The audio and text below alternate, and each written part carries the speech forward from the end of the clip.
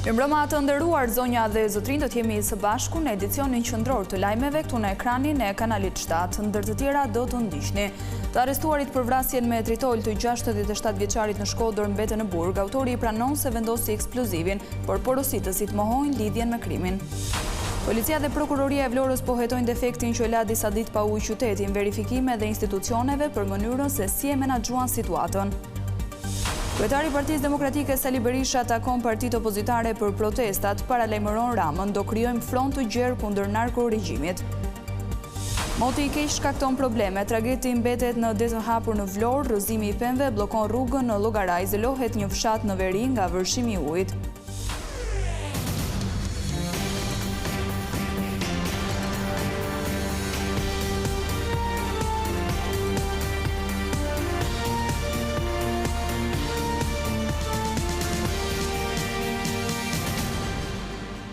Vjojmë të njihemi më gjërësisht me zhvillimet kryesore të ditës. Të arrestuarit për vrasjen me tritol të 67 vjeçarit në Shkodër janë lënë në burg nga gjykata.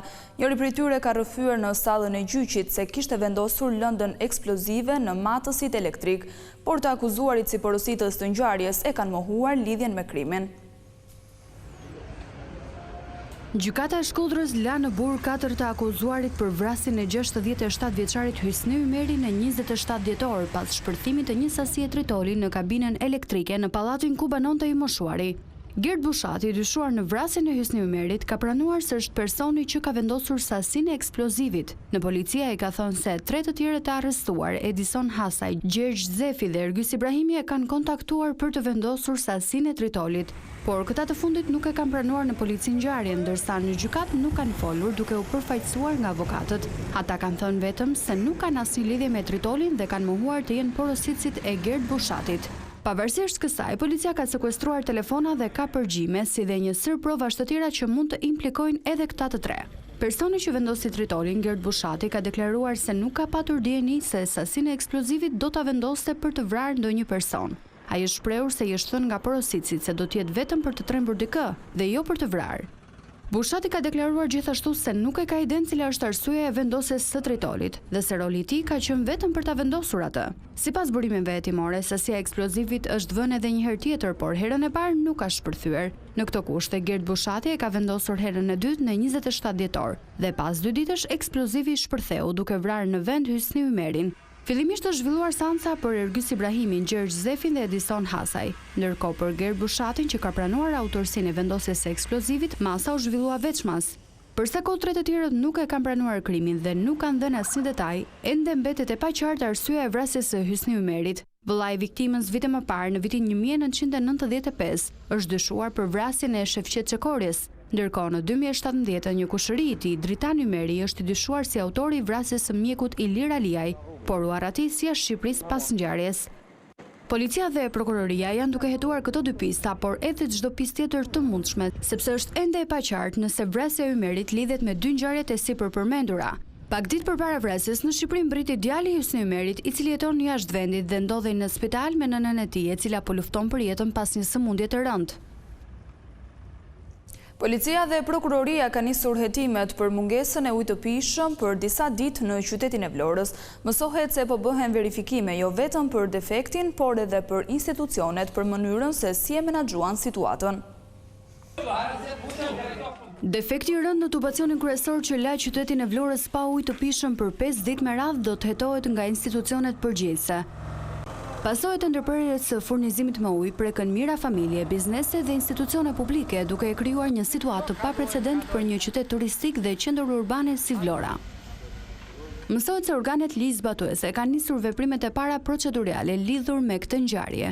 Policia ka sekuestruar pamjet e kamerave të sigurisë të një subjekti privat pranë zonës ku ndodhi defekti për të dokumentuar me saktësi momentin, rrethanat dhe çdo element që mund të ndihmojnë në zbardhjen e plotë të ngjarjes. Po ashtu burime nga policia dhe prokuroria bëjnë me dije se pasi çështja të regjistrohet zyrtarisht për hetim, fokusi do të jetë jo vetëm te shkaku teknik i defektit, por edhe te mënyra se si është menaxhuar rrjeti ujësjellësit dhe përgjegjësitë institucionale për mirëmbajtjen e tij. Hetimi do të synojë të përcaktojë nëse defekti ka ardhur si pasojë amortizimit të tubacionit, mungesës së investimeve, neglizhencës në mirëmbajtje apo faktorëve të tjerë që mund të kenë ndikuar drejt për drejt në këtë situatë. Ndërprerja e furnizimit me ujë për 5 ditë solli reagime të forta nga qytetarët, të cilët u përballën me vështirësi serioze në përditshmëri. Kjo problematik nxiti gjithashtu edhe protesta të forta.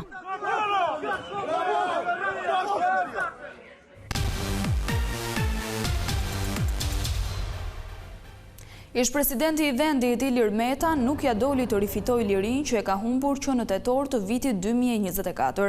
Gjykata e posaçme vendosi që kërkesës së tij për zëvendësim të masës së sigurisë t'i thotë jo.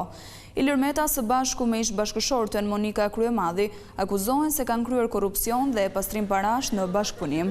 Meta akuzohet për kohën kur ka shërbyer si ministër i energjetikës për çështjen Çezdia.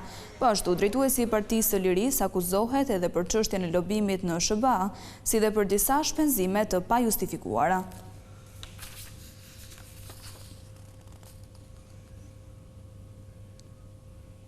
Këtë të premte, Sali Berisha do takohet me faktorët opozitar për të krijuar atë që ai e quajti fronti i gjerë kundër narkoregjimit të Edi Ramës. Kreu Demokrat foli për protesta dhe revolta që kanë synim rrëzimin e qeverisë. Kryetari i Partisë Demokratike Sali Berisha kërkoi sërish dorëheqjen e kryeministrit Edi Rama, duke akuzuar si përgjegjës për 2 çështje që po hetohen nga SPAKU, tenderat në infrastrukturë dhe tenderat në Agjencinë Kombëtare të Shoqërisë së Informacionit. Në një konferencë me gazetarët, Berisha lajmëroi se të premten do zhvillojë një takim me çdo faktor opozitar për të përgatitur betejën kundër qeverisë Rama. Për të krijuar një bashkëndim, një front të gjerë kundër narkoregjimit të Edi Ramës dhe për të normarrë të gjitha lëvizjet, protestat, demonstratat, revoltat e domosdoshme për largimin e tij 1 minutë më parë. Për opozitën, bllokimi nga Edi Rama i heqjes imunitetit të Lubi Ballukut, marrja në mbrojtje e delinkuentes Mirlinda Kaçanaj, janë një thirrje e madhe për shqiptarët për të ngritur në revolt. Berisha akuzoi kryeministrin Edi Rama se po shkel kushtetutën e rregullore në kuvendit duke mos lejuar shqyrtimin e kërkesës së SPAKut për imunitetin e zëvendës kryeministres Belinda Balluku.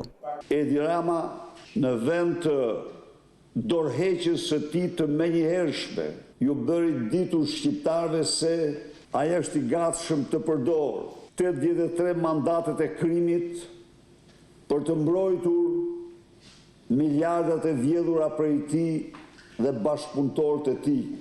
Por kryetari i Partisë Demokratike artikuloi akuzat ashpra edhe ndaj gjykatës kushtetuese, e cila në datë 22 janar do të vendosë nëse SPAKu dhe gjykata e posaçme kanë apo jo të drejtë të pezullojnë një ministër. Pra gjykata kushtetuese s'është gjë tjetër, vetëm një organizatë shpifur e Partisë Socialiste. Sipas Berishës, gjykata kushtetuese ka aplikuar 2 standarde pasi legjitimoi kërkesën e kryeministrit Edi Rama kundër SPAKut për rastin Balluku, por nuk legjitimoi kërkesën e 1/5 së deputetëve të kuvendit për rastin e tij, edhe pse drejta e tyre për të vënë lëvizje kushtetuese është e pakufizuar. Deputeti i Partisë Demokratike Bujar Leskaj ka depozituar në kuvend një projekt ligj për mbrojtjen e pasurisë publike. Nisma parashikon që cilido zyrtar që shkakton dëm ndaj shtetit me vendimet që merr duhet ta kompensojë atë nga të ardhurat e tij. Zyrtar apo punonjës të administratës të cilët marrin vendime në dëm të qytetarëve do të duhet të paguajnë nga xhepi i tyre dëm shpërblimin. Në kuvend, deputeti demokrat Bujar Leskaj ka depozituar një projekt ligj ku parashikohet se çdo dëm i bërë me dashje ndaj pasurive publike do të kompensohet nga zyrtarët apo punonjësit që e shkaktuan. Në dokument theksohet se ky projekt ligj synon të rregullojë marrëdhënien midis institucioneve dhe punonjësve të tyre. Efektet e këtij ligji shtrihen mbi përgjegjësinë financiare të punonjësve publik, si dhe çdo personi apo subjekti që kryen funksione shtetërore ose funksione të deleguara gjatë kohës së punësimit ose të marrëdhënies së punës me subjektin publik në njësitë e qeverisjes së përgjithshme, në ndërmarrjet shtetërore dhe në shoqëritë tregëtare ku shteti zotëron mbi 50% të aksioneve.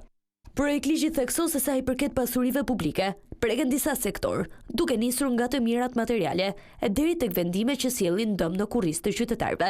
Përgjegjësia e plot aplikohet kur dëmi shkaktohet me dashje si pasojë një vepre penale ose kur punonjësi është në gjendje të dehur. Përgjegjësia e kufizuar kur punonjësi ka bërë përpjekje për të zvogëluar pasojat e dëmit. Përgjegjësia e përbashkët për anëtarët e organeve kolegjiale që votojnë pro një vendimi që sjell dëm pasuror. Përgjegjësia e rënduar për humbjen e aktiviteteve me karakter sensitiv, si armatimet, municionet apo materialet luftarake.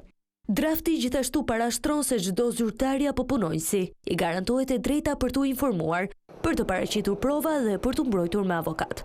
Vlerësimi i dëmit do të bëhet me çmimet aktuale të tregut dhe shlyerja mund të realizohet dhe përmes ndalesave në pagë, të cilat nuk mund të kalojnë 25% deri në 35% të pagës mujore.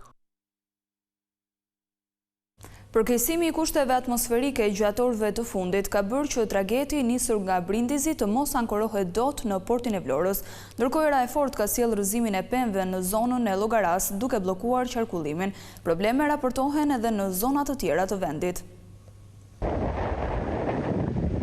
Moti me shi dhe erë të fortë që ka përfshirë pjesën më të madhe të vendit ka sjellë jo pak probleme. Në Vlorë, tragedi i linjës me Brindisin po qëndron në det të hapur për të shmangur përplasjet me portin çka mund të shkaktojë dëme materiale.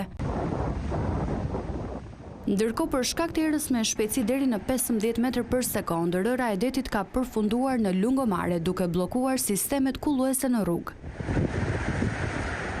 Ndërsa në Llogara era e fortë gjatë natës ka shkaktuar rënien e disa pemëve, të cilat përpasoj kanë bllokuar rrugën dhe kanë lënë zonën pa energji elektrike. Në vendngjarje shkuan grupet e punës të cilat po punojnë për pastrimin e rrugës, ndërsa ekipet e OSHE-s janë angazhuar për rikuperimin e furnizimit me energji. Po ashtu kushtet e këqija të motit kanë bërë që një nga tragetet e planifikuar për të nisur mbrëmjen e dieshme nga Bari drejt Durrësit të anulloj lundrimin. Autoriteti portual njoftoi se një nga 2 tragetet e planifikuara për lundrim drejt Barit nuk arriti të niset. Në bashkinë Shkodër nga ana tjetër janë regjistruar reshje shiu me intensitet të lartë. Në fshatin Kamic në Malësi të Madhe, si pasojë e prurjeve nga proji thatë janë shkaktuar përmbytje. Si pasojë, nën prefekti i Malësisë së Madhe, Hysen Hysaj ka kërkuar mbështetjen e Ministrisë së Mbrojtjes për ndërtimin e një ure bel, pasi fshati është totalisht i izoluar.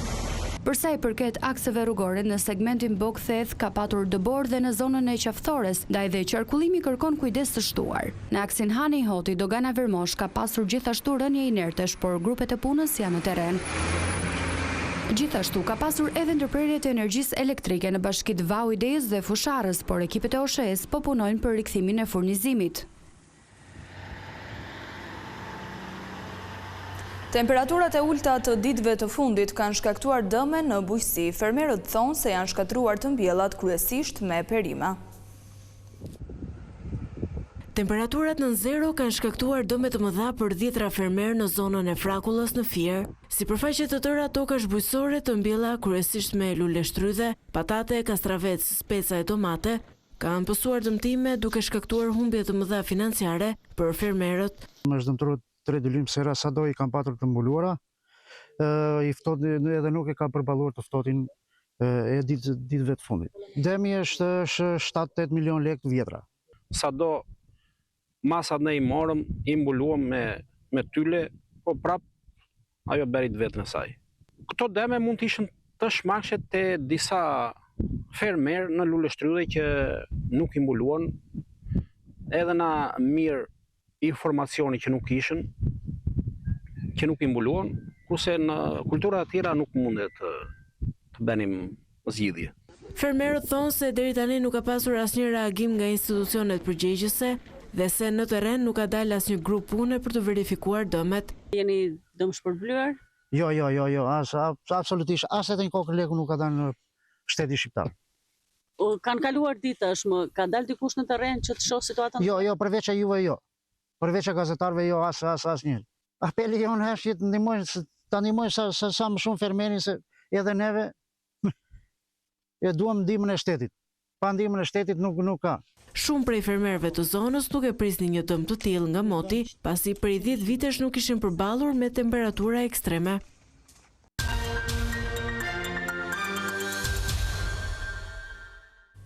Në 12 janar në ekranin e Vision Plus vjen finale e madhe e spektaklit Albania's Got Talent. 12 konkurrent janë në garë për të fituar çmimin e edicionit të dytë.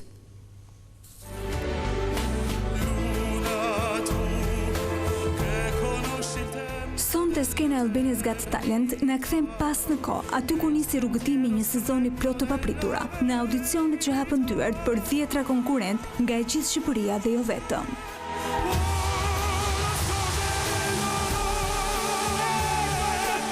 Ishte pikërisht ajo skenë ku ëndrat u përballën për herë të parë me dritat, jurinë dhe publikun dhe ku talenti filloi të marrë formë.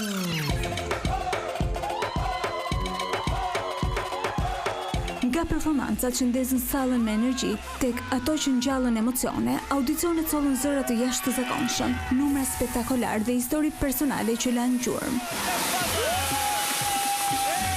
Mes këtij mozaiku talentesh, 12 konkurrent arritën të dallohen dhe të sigurojnë një vend në finalen e madhe, duke bindur jurinë me origjinalitetin, pasionin dhe guximin për të ngjitur në skenë.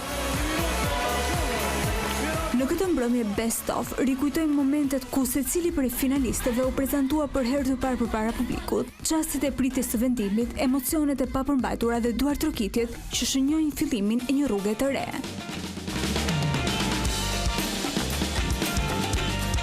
Audicionet nuk ishin vetëm një provë talenti, por një test karakteri, ku çdo performancë tregoi dëshirën për të shkuar më tej. Sonte përmes performancave të tyre në fazën e parë ndjekim sërish hapat që i çuan këta 12 finalistë drejt finales, një udhëtim që kulmon në 12 janar, kur ata do të rikthehen në të njëjtën skenë tashmë si finalistë të Albania's Got Talent, gati për të dhënë performancën që do të vendosë fituesin e këtij sezoni të dytë. Kjo ishte gjithçka e përgatitur për këtë edicion informativ. Unë ju falenderoj për vëmendjen. Bashkë mirëpafshim.